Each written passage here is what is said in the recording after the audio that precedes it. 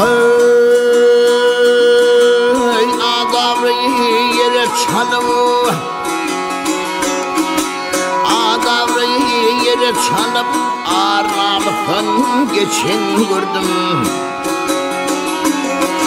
Bu ne işi patın alıp kova işten kaçan gördüm.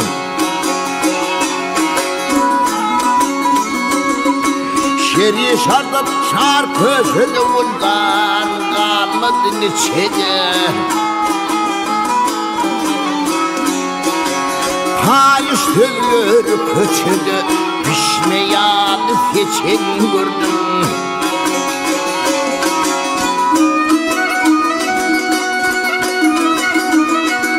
Ay aklım çatma yarhanına gözüm yetmedi hayalına.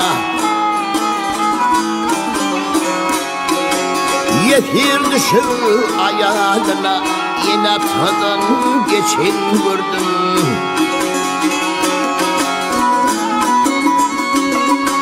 Doğru yolum girmese de akarani bilmese de böyle ilçe olmasa da il gıybatın biçen gördüm.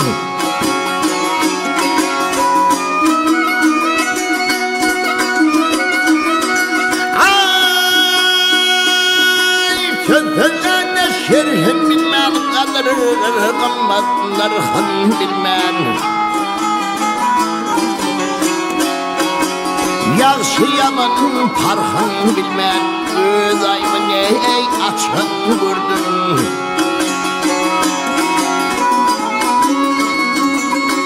Yüzün karardı neslinin üstün getirip kösünün. Oğrun gelir göz olsun ayağını ney uçan gördüm.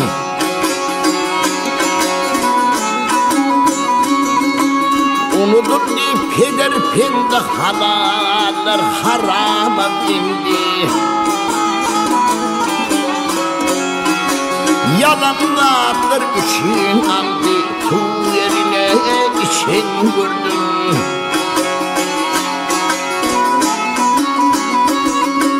Kenala ayttım bilenim, döktüm ağzıdan dilimin. Yaşıdan az gelilimin, dillendirir saçan gördüm.